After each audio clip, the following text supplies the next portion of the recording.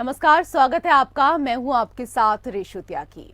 BJP प्रवक्ता संबित पात्रा ने आम आदमी पार्टी पर जमकर निशाना साधा है। उन्होंने कहा कि दिल्ली के सीएम अरविंद केजरीवाल की नॉन परफॉर्मिंग सामने आ चुकी है। केजरीवाल ने जो अब तक बड़ी बड़ी घोषणाएं की वो पूरी तरह जमीन पर नहीं उतरी हैं। उन्होंने कहा कि कोई भी लड़की एक बटन दबाकर सुरक्षा ले सकती है, लेकिन कहां है व्यवस्था? क्या हुआ इस वादे का? केजरीवाल ने कोरोना के बाद रोजगार बजट 80,000 करोड़ बनाया था। बोलते थे कि बर्लिन और पेरिस बना देंगे, लेकिन 250 करोड़ आवंटित किए। हेरिटेज मार्केट बनाने की बात कही थी, बहुत घोषणा की गई थी, पर अब जब आउटकम बजट आया है तो कुछ भी नहीं है। संबित पात्रा ने कहा कि स्कूल को लेकर विज्ञापन पर बहुत खर्च किए हैं। बोले थे कि डिजिटल क्लास शुरू होगी, लेकिन अब तक कुछ भी नहीं हुआ है, सिर्फ कागज में है, जमीन पर कुछ भी नहीं किया गया। स्कूल यूनिफॉर्म में सब्सिडी देने की बात कही गई थी, लेकिन बजट के आउटकम में नहीं है। संबित पात्रा ने सवाल पूछते हुए कहा कि इस बजट साल में एक भी स्मॉग टावर नहीं लगाया गया है।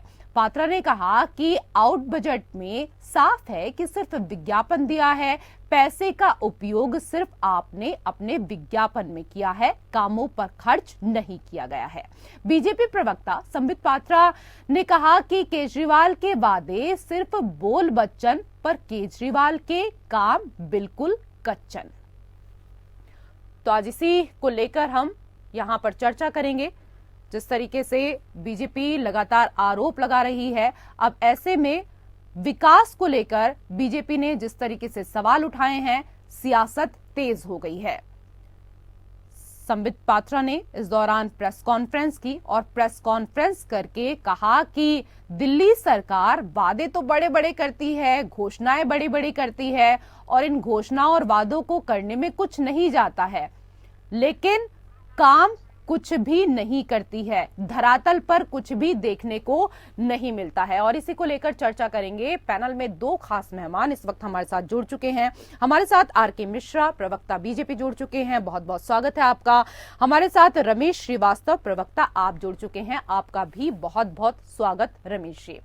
रमेश जी, मेरा पहला सवाल आपसे ही यहाँ पर कि बीजेपी का आरोप है कि केजरीवाल ने तमाम वादों को लेकर झूठ बोला है। मार्केट, रोजगार और स्टार्टअप तक अरविंद केजरीवाल के तमाम वादे अधूरे हैं। आउटकम बजट में साफ है कि पैसे का उपयोग सिर्फ आपने अपने विज्ञापन में किया है, कामों पर खर्च नहीं किया है। आप केवल विज्ञापनों पर खर्च कर रही है, काम कुछ भी नहीं कर रही है। इस पर आपकी प्रतिक्रिया सबसे पहले। इन सारी बातों का एक ही मतलब है कि बीजेपी को अब अपने आप पर शर्म आने लगी है। खुद पर अब वो शर्मिंदा हो गए हैं। और ये बयान उस समय आ रहे हैं जब अभी अभी कुछ दिनों पहले वो दिल्ली में एमसीडी में 15 साल से सत्ता में थे और जनता ने उन्हें बाहर का दरवाजा दिखा दिया, उनसे बहुमत छीन लिया। अब वो छटपटा रहे हैं। विधानसभा में तो पहले ही 2 अंकों में नहीं पहुंच पा रहे थे, एमसीडी में वैसे ही 15 साल से सत्ता पर काबिज से बाहर हो गए। अगर उन्होंने ही ऐसा काम किया होता कुछ, तो जनता उन्हें दोबारा सत्ता में ले जाती। कूड़े के पहाड़ जिन्हें देखने की आदत हो गई हो, उन्हें यूरोपियन मॉडल पे बनाई जाती हुई सड़कें नहीं दिखेंगी। अभी उनको पता होना चाहिए कि कितनी सड़कों का पुनरुद्धार किया गया है, विद्यालयों का पुनरुद्धार किया गया, नए कमरे बनाए गए हैं, नए अस्पताल बनाए गए हैं। बिजनेस ब्लास्टर प्रोग्राम जो छोटे बच्चों में इंटरप्रेन्योरियल और इंडस्ट्रियल स्किल डेवलप करने का प्रोग्राम है, वो सफलतापूर्वक दिल्ली में चला है। दिल्ली देश की स्टार्टअप राजधानी के रूप में नंबर 1 पे उभरी है। जीएसटी का कलेक्शन दिल्ली में जितनी जनसंख्या है उसके हिसाब से नंबर 1 पर है दिल्ली। तो देश की राजधानी कई मामलों में अरविंद केजरीवाल की सरकार ने नंबर 1 पे ला के रखा है। ठीक है, इसका जवाब ले लेते हैं। मिश्रा जी, बीजेपी के प्रवक्ता संबित पात्रा कहते हैं कि अरविंद केजरीवाल ने कुछ काम नहीं किया, उन्होंने जो भी काम किए हैं सिर्फ कागजों में किए हैं, धरातल पर कोई काम नहीं किया। कितने काम किए हैं ये तो रमेश श्रीवास्तव जी ने अभी गिनवा दिया। और रेशु जी देखिए, ऐसा है बहुत प्रश्न है, अभी भी स्टैंड कर, अभी भी करे। अगर आप देखेंगे 8 सालों के अंदर में, अगर मैं रमेश जी से मैं बिल्कुल ईमानदारी से पूछना चाहता हूँ, ये अपने बिल्कुल अपने अंदर मंथन करके हमें ये बताएं, क्योंकि आज अगर ओल्ड एज पेंशन की बात अगर होगी तो क्या ओल्ड एज पेंशन मिल रहा है? क्या नए राशन कार्ड बन रहे हैं? क्या सीसीटीवी का, जिसने इन्होंने कहा था 100% दिल्ली सीसीटीवी के अंदर में आ जाएगा, लेकिन आज हम देखते हैं जो 55 से 60% ही सीसीटीवी लगा है, और जो सीसीटीवी लगाया इन्होंने वो काम भी नहीं कर रहे हैं बहुत ऐसे जगह। ये मॉनिटरिंग कौन करेगा? आप देखेंगे ट्रांसपोर्टेशन की क्या हालत है, आप देखेंगे जमुना की सफाई की क्या हालत है। मोहल्ला क्लिनिक में भैंस और गाय घूम रहे हैं। जो स्थिति इन्होंने कह रहे थे जो कि मेडिकल इंफ्रास्ट्रक्चर के लिए लोअर लेवल में मोहल्ला क्लिनिक को इन्होंने स्थापित की, और आज मैं जो मोहल्ला क्लिनिक की क्या स्थिति। एक चीज और कहूंगा, नए स्कूल की स्थापना ये कह रहे हैं, अभी इन्होंने गिना तो रहे थे, लेकिन ये नए स्कूल की बात नहीं कर रहे थे। नए केवल कमरे उन्होंने बनाए हैं और कमरे जीर्णोद्धार किया। चलिए ठीक है, एक एक करके साथ के साथ जवाब भी ले लेते हैं, एक एक करके साथ के साथ जवाब भी ले लेते हैं। श्रीवास्तव जी, अभी मिश्रा जी ने कहा कि आप लोगों ने तीसरी आंख तो लगाई, यानी कि आपने कैमरे तो लगाए हैं सड़कों पर, लेकिन वो कैमरे ऐसे हैं जो काम ही नहीं करते हैं बहुत सारे। अच्छा, कैमरे की बात बता देता हूँ। जरा देखिए कि जब हम दिल्ली में सीसीटीवी कैमरे लगवाने की योजना बना करके तत्कालीन एमपी साहब तक ले गए तो उन्होंने कितना व्यापक विरोध किया था। जब हम होम डिलीवरी की योजना, डोर स्टेप डिलीवरी की योजना बना करके ले गए तो उन्होंने कितना व्यापक विरोध किया था।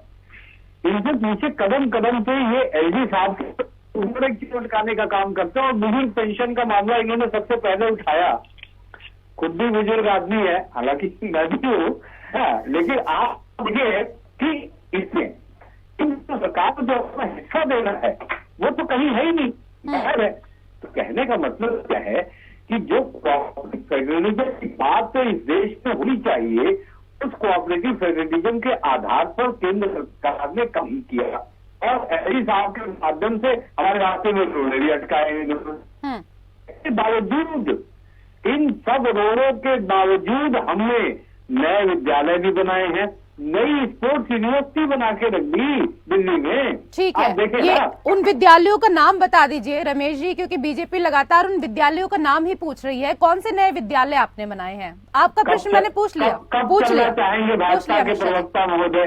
देखिए, मैं बता रहा हूँ, चल तो लेंगे, उन नए विद्यालयों का नाम तो बता दीजिए पहले। मैं बताऊँ, स्पोर्ट्स यूनिवर्सिटी तो नहीं बनाई ना, या पुराने विद्यालयों का नामकरण किया गया है आपने भी? नहीं, पुराने विद्यालयों में तो नए कमरे बनाए गए। मैंने कहा कमरे बनाए गए। नए विद्यालय कौन से बनाए हैं शब्द का इस्तेमाल? श्रीवास्तव जी, नए विद्यालय कौन से बनाए हैं? स्पोर्ट्स यूनिवर्सिटी नहीं बनाई, मैं कहता रहा हूँ। और देखिए, नए स्पोर्ट्स ट्रैक बनाए, झीलों का पुनरुद्धार किया गया जिससे भूजल स्तर में बढ़ोतरी हुई। क्या ये सब विकास के काम नहीं है? क्या ये सब इनको नहीं दिखता? पिछले 22 वर्षों में सबसे कम दिल्ली की हवा इस बार प्रदूषित हुई है, सबसे कम। ये अखबारों की रिपोर्टें, हमारी रिपोर्टें नहीं है। तो क्या ये सब विकास के काम इनको नहीं दिखते हैं? दरअसल ये कमी देखते देखते देखते देखते अपनी आंखों पे कमियों का चश्मा लगा बैठे, और अब इन्हें साफ साफ दिखता भी नहीं है। मोहल्ला क्लिनिक की बात कर रहे हैं, इतना सफल मॉडल मोहल्ला क्लिनिक का रहा है कि अगर इन्होंने जमीन के मामले में रोड़े नहीं अटकाए होते तो अब तक दिल्ली में 1000 मोहल्ला क्लिनिक रहे होते, और प्राथमिक स्वास्थ्य के लिए मोहल्ला क्लिनिक आज एक अफोर्डेबल प्लेस बन चुके हैं दिल्ली की मिडिल क्लास और गरीब जनता के लिए। ये सब देख दिल्ली की जनता ने हमें लगातार 3 बार विधानसभा में जनादेश दिया और अब एमसीडी में भी जनादेश दिया है, जिसको ठीक है, जनता लगातार जनादेश दे रही है। मिश्रा जी, राजनीति में चुनाव जीतने को काम का सर्टिफिकेट माना जाता है, आप तो चुनाव जीत रही है लगातार। अब देखिए रेशु जी, यहाँ पर मैं एक चीज जरूर कहना चाहूंगा। देखिए, दिल्ली के अंदर में हम विपक्ष में होने के नाते हम उन सारे प्रश्नों को उठाएंगे उन सारे मूलभूत प्रश्नों को उठाएंगे जो जनता से संबंधित है। अब देखिए, प्रशासनिक व्यवस्था के अंदर में आप देखेंगे जो किस तरह से जेल में बैठे हुए मंत्री और किस तरह से वो अपने आप को एक वीआईपी ट्रीटमेंट ले रहे हैं, ये कौन देखेगा? ये प्रशासनिक व्यवस्था कौन देखेगा? क्या दिल्ली सरकार क्या बात करके इससे पल्ला झाड़ सकती है क्या? बिल्कुल नहीं झाड़ सकती। आप देखेंगे कि पूरे दिल्ली में जो जो सीवर प्रोजेक्ट इन्होंने लाए उसमें करोड़ों का घोटाला, मैं तो कह रहा हूँ करोड़ों का घोटाला उन्हें बिल्कुल नजर आ रहा है, और फिर इसी से सीवर प्रोजेक्ट पूरा नहीं हो पाया है। ये तो इनके काम है। और जहां तक विपक्ष में होने के नाते हैं, ये कह रहे हैं कि दिल्ली के अंदर में जो कानून व्यवस्था है, तो कभी कहते हैं केंद्र सरकार के ऊपर में टिकरा फोड़ते हैं। अरे राज्य सरकार की क्या जिम्मेदारी है, वही तो कम से कम दिल्ली की जनता को बता दीजिए। अगर दिल्ली की जनता प्रति आपकी कोई जिम्मेदारी नहीं है, कोई जवाबदेही नहीं है, और केवल आप बात लटकाते फिरेंगे, तो मुझे तो लगता है कि कम से कम आप लोगों को इस्तीफा दे करके और बिल्कुल सामान्य जनता की तरफ व्यवहार करना चाहिए। लेकिन बात करेंगे बड़ी बड़ी, लेकिन काम करेंगे कुछ नहीं। जमीन पर आकर के देखिए, आज अगर ओल्ड एज पेंशन की मैं बात कर रहा हूं, तो मैं कह रहा हूं आज एक भी वृद्धा, आज रेशु जी आप इनको आज पूछिए रमेश जी से, जो ओल्ड एज पेंशन का क्या हुआ, नए राशन कार्ड क्यों नहीं बन रहे हैं, क्या वजह है, क्या दिक्कत है, क्या परेशानी है, क्या कारण है? तो संबित पात्रा ने केजरीवाल को लेकर कहा है कि बोलने में बोल बच्चन और काम करने में काम कच्चन।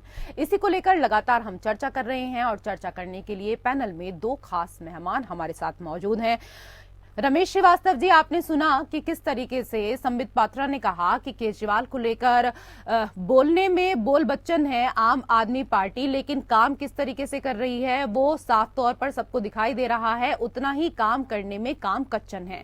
दिल्ली के सीएम ने कहा था अगर कोई लड़की बाहर असुरक्षित महसूस करती है तो एक बटन दबाना होगा, पुलिस वहां पर आ जाएगी। क्या हुआ इस वादे का, ये बीजेपी पूछ रही है। नहीं, देखिए, पुलिस अगर किसी घटना स्थल पर ना पहुंचे तो उसे जिम्मेदार ठहरा। मान लीजिए हम कहते हैं पुलिस को कि आपको ये काम करना है, पुलिस नहीं करती तो हम उसे जिम्मेदार ठहरा के उससे सवाल पूछें। सवाल ये है कि क्या वो हमारे सवाल का जवाब देंगे भी?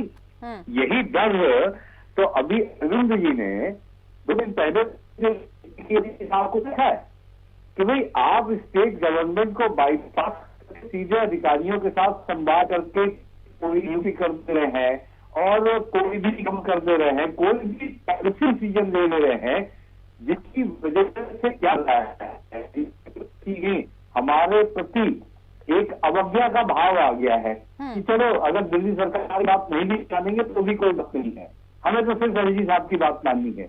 तो आप बताइए कि जो दिल्ली सरकार का अधिकार किस तरह का, जो नैतिक नियंत्रण ना राजनीतिक नियंत्रण है ना प्रशासनिक नियंत्रण, तो आखिर हमारे सामने रोड़े क्यों अटकाए जा रहे हैं? ये संवाद सही लक्ष्यों के साथ दिल्ली में स्थापित क्यों नहीं किया जा रहा है? आखिर भारतीय जनता पार्टी को दिल्ली की जनता से क्या परेशानी है कि उनकी चुनी हुई सरकार के रास्ते बार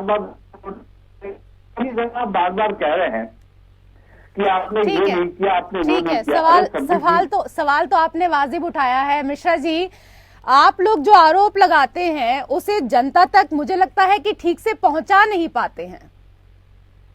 अब देखिए सुधी, यहाँ पर 1991 में दिल्ली को आंशिक राज्य का दर्जा मिला था। उस समय एक चीज और बता देना चाहता हूँ, जो कि उस समय शीला दीक्षित भी मुख्यमंत्री रही है यहाँ पर दिल्ली के अंदर में। तो मुझे तो लगता है कि कम से कम आज जो स्थिति बनी हुई है, मुझे लगता है शीला दीक्षित के समय में भी आज अगर वो एलजी के ऊपर में इतने आरोप नहीं लगाते थे, आज 75,800 करोड़ रुपए का दिल्ली का बजट है और आप एलोकेट कर रहे हैं हेल्थ के ऊपर में 8,000 या 9,000 करोड़ रुपया हेल्थ के ऊपर में कर रहे हैं, शिक्षा के ऊपर में कर रहे हैं। अब वादे तो बहुत कर रहे हैं, लेकिन आज वो जो एलोकेशन हो रहा है फंड का, वो जो बजट का एलोकेशन हो रहा है, आप खर्च कहाँ कर रहे हैं? हमें तो लगता है जो कि कम से कम ये भी ऑडिट होनी चाहिए दिल्ली सरकार के अंदर में, जो बजट एलोकेट होता है क्या उतना खर्च उसके ऊपर में होता है या नहीं होता है, क्या विज्ञापनों पे खर्च होता है? ये सारी बातें समझने की बात है और निश्चित तौर पर इसके ऊपर में एक्शन होना चाहिए। मैं तो कहता हूं जो कि दिल्ली की जनता को वो सारी सुविधाएं मिलनी चाहिए जो जितनी अपेक्षा के साथ इनको चुन करके भेजी है। हमारी भी जिम्मेदारी है। मतलब कुल मिलाकर मिश्रा जी, कुल मिलाकर आम आदमी पार्टी के दिल्ली विकास मॉडल को आप लोग पूरी तरीके से नकार रहे हैं कि आम आदमी पार्टी ने कुछ किया ही नहीं है। नहीं, मैं क्या कह रहा हूँ, मैं आप बिल्कुल प्रैक्टिकल बात कर रहा हूँ। मैं कह रहा हूँ ग्राउंड जीरो की आप रिपोर्ट में मैं आपको बता देता हूँ, क्योंकि आज मोहल्ला क्लिनिक की जो स्थिति है वो अगर देखेंगे, मुझे लगता है जो कि सचमुच में दिल्ली सरकार को खास करके इस्तीफा दे करके घर बैठ जाना चाहिए। आज देखेंगे सड़क की जो हालत है वो अगर देखेंगे, आपको लगता है तो इसलिए दिल्ली सरकार इस्तीफा दे देगी? जनता ने चुना है ना, तो जनता तय करेगी। बिल्कुल सही बात है, जनता ने चुना है तो क्या जनता के प्रति इनकी जिम्मेदारी नहीं है क्या?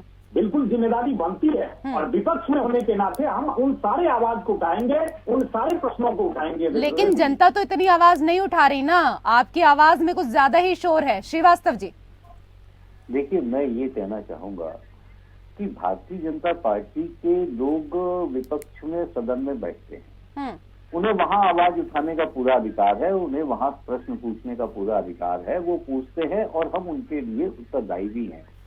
हम तो सीधे सीधे एक बात कहते हैं कि भाई देखिए, अगर हमारी कन्या है तो हमें बताइए, लेकिन जो हमने काम किया है हम तो सीधे सीधे कहते हैं कि आप आ करके देखिए। अभी एमसीडी चुनावों से पहले जी इनके एक प्रवक्ता मिस्टर गौरव भाटिया, उन्होंने चैलेंज किया स्कूलों पे। हमारे प्रवक्ता सौरभ भारद्वाज ने उन्हें स्कूल में बुला दिया दिखाने के लिए।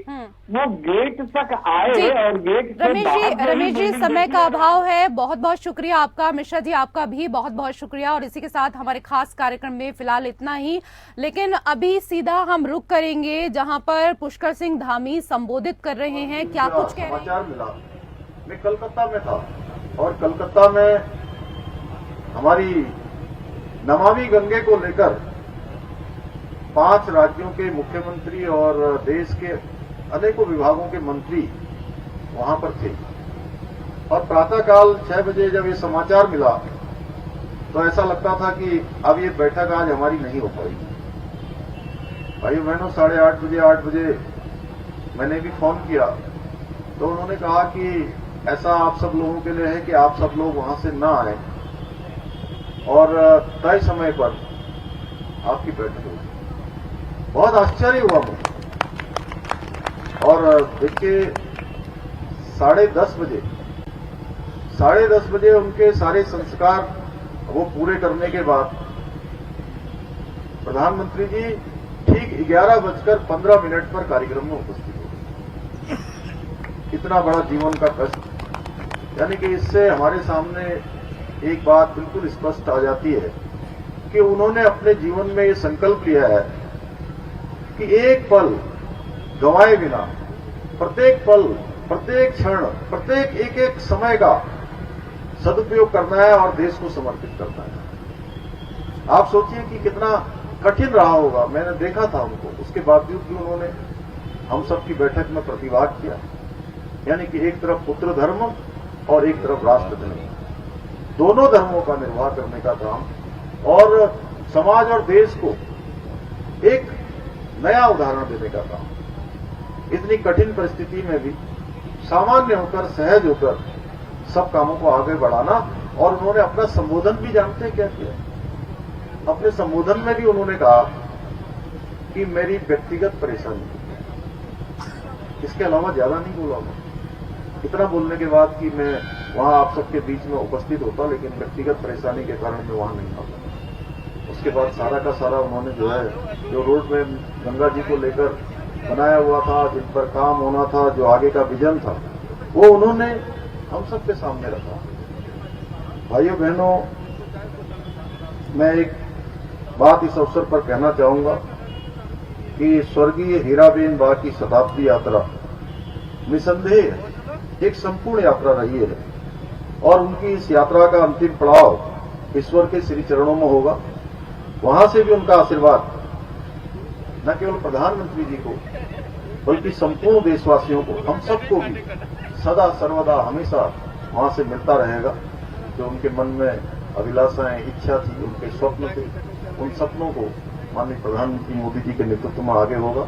मैं आज परमपिता परमेश्वर से प्रार्थना करता हूं कि वो दिव्य आत्मा को, पुण्य आत्मा को अपने श्री चरणों में स्थान दे और इस जो कष्ट है, क्योंकि जीवन की एक रीति है कि जो आया है वो जाएगा, लेकिन उसके बावजूद भी जब हम अपनों के बीच से कोई अपना चला जाता है तो निश्चित रूप से कठिन समय होता है, काफी कष्टकारी होता है। इस जो कष्ट का समय है, उनके सभी आत्मीजनों को इस कष्ट को सहन करने की। तो हीराबेन की आत्मा की शांति के लिए प्रार्थना की इस दौरान उत्तराखंड के सीएम पुष्कर सिंह धामी ने। और इसी के साथ इस बुलेटिन में फिलहाल इतना ही। नमस्कार।